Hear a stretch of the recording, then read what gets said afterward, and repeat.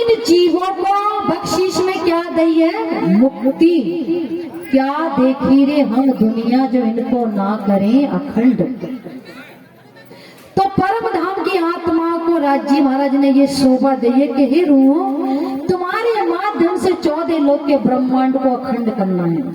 अखंड करने का मतलब 8वीं भ्रष्ट के अंदर सब अखंड हो जाएंगे। आपका जो जीव है, ये सबके अंदर तो आत्मा नहीं है। आपके जीव जो 84 लाख भव सागर में गोता खा रहा है, उससे उसे मुक्ति मिल जाएगी।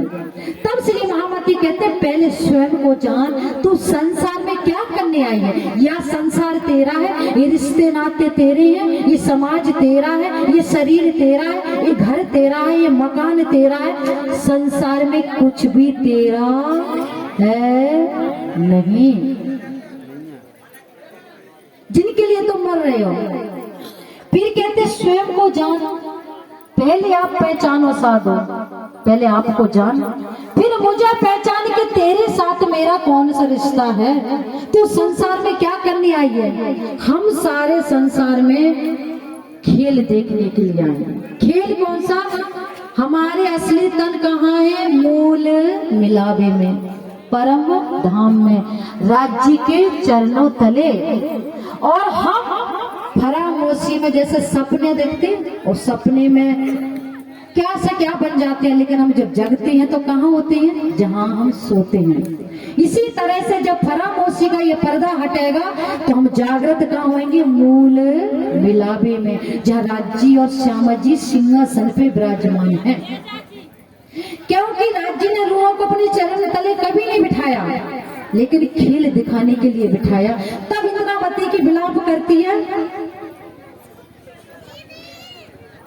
बिना आप चीने पार ब्रह्म को कौन कहे मैं जानू। जब तक उस परमात्मा की खोज नहीं करोगे, जब तक उस परमात्मा को नहीं चीनोगे, जब तक उस परमात्मा को नहीं जानोगे, तब तक तुम ये नहीं कह सकते मैं कहां से आया और कहां मैं जाऊंगा।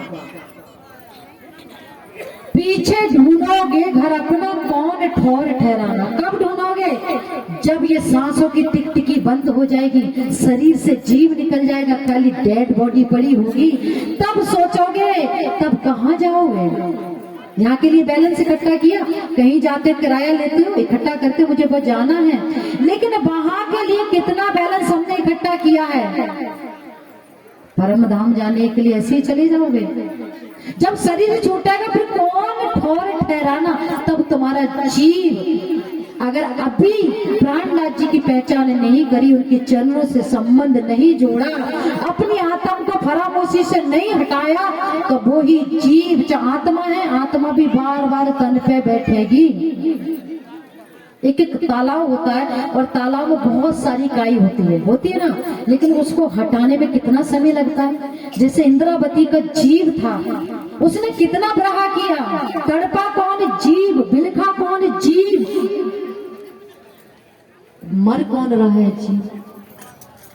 ये ब्रह्म ज्ञान है, और ब्रह्म ज्ञान सभी को मिलता नहीं। इंद्रावती की आत्मा ने कसनी करी, कसनी श्यामा जी ने कसनी करके 4 साल तक मूर्ति पूजा करी, 14 साल तक भागवत सुनी, और हमको दूध काढ़ के मत्थन करके घी निकाल के दे दिया। अब घी हमने खाना है। इस तरह से निजानंद संप्रदाय में कोई सतगुरु नहीं, गुरु नहीं। सतगुरु मेरा श्याम जी में ऐन से चरण रहूं, संबंध मेरा याई सो में ताते सदा सुखलू। हमारी सतगुरु कौन है? श्यामा। बोलो सुंदर साथ जी, कौन है हमारी सतगुरु? श्यामा महारानी। क्योंकि सतगुरु वो होता है जो ब्रह्म ज्ञान लेकर आओ और पार ब्रह्म से सन्मुख कराते हैं। सतगुरु साधु वाको कहिए जो अगम की देवे गम, इन उल्टी से उल्टाई की प्रेम करे सन्मुख। जो सतगुरु होता है, गुरु तो होते हैं, लेकिन 5वां सतगुरु होता है जो सत्य से आपको जोड़ता है, सत्य की पहचान कराता है, एक पार ब्रह्म की पहचान कराता है। वो है सतगुरु। जिस ब्रह्म वाणी को हमारी श्यामा महारानी लेकर आई, वो हमारी सतगुरु है।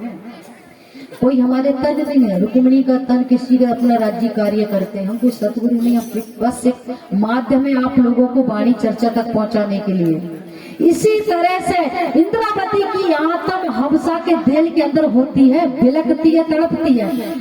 क्या आपने अपने धनी के लिए आंसू निकाले? किसने निकाले हैं? चलो जितने सुंदर साथ हैं उनसे पूछना चाहूंगी, आप अपने धनी के लिए रोए? नॉन प्रणामी, आप क्या परमात्मा के लिए हो? जो मीरा रोई, मीरा क्या कहती है? बेटा जो कौन बार बार इसको हिला रहा है? क्योंकि मीरा गौलोक तक की पहचान थी, उसने राजपाट सब छोड़ के जोगन बन गई। हम अपने धनी के लिए जोगन बने हैं। हमने क्या माया छोड़ी है? हमने क्या क्रोध छोड़ा? हमने क्या लोभ छोड़ा? क्या हमने रिश्तेदार छोड़े? नहीं, केवल एक इंद्रावती की आत्मा। इंद्रावती की आत्मा जब हबसा की जेल के अंदर होती है तो तड़पती है, तो क्या कहती है कि हे गागा, एक दोहा है, हे गागा तुझे बहुत भूख लग रही है, मुझे पता है, लेकिन मैं अपना कलेजा तुझे काट के दूंगी, तू खा। तो उसने कहा, काट कलेजा में धरूं, कागा तू ले जा।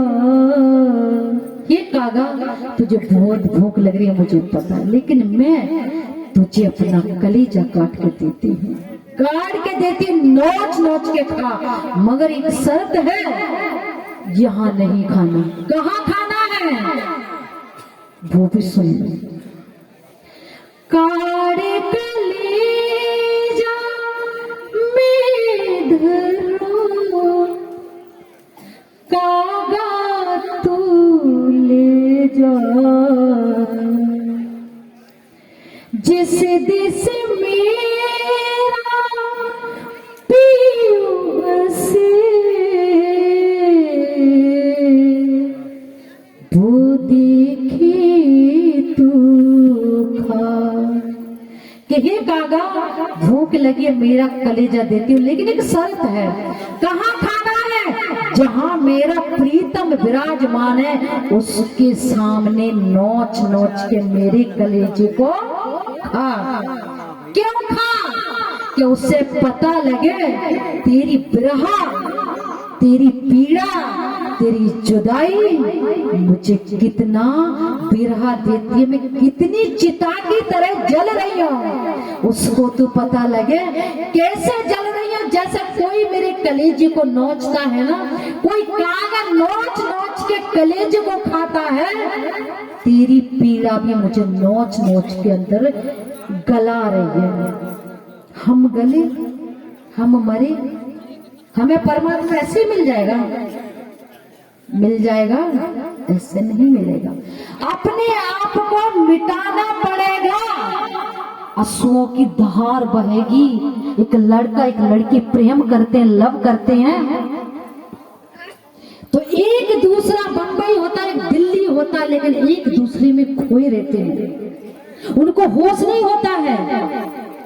उसके एक एक अंग को, मेरा आशिक ऐसा था, मेरा प्रीतम ऐसा था, उसकी विरह में रोते हैं, तड़पते हैं।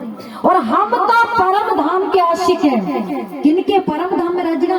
हम तुम्हारे आशिक, हम तुम्हारे आशिक। आशिक तो बड़े थे, जैसे एक लैला मजनू थे ना, एक लैला थी, उसके लिए मजनू दीवाना हो गया, और उसको भैंस में भी लैला नजर आती, उसको गाय में भी लैला नजर, सब में लैला ही नजर आती, क्योंकि उसकी इश्क में इतना डूब गया।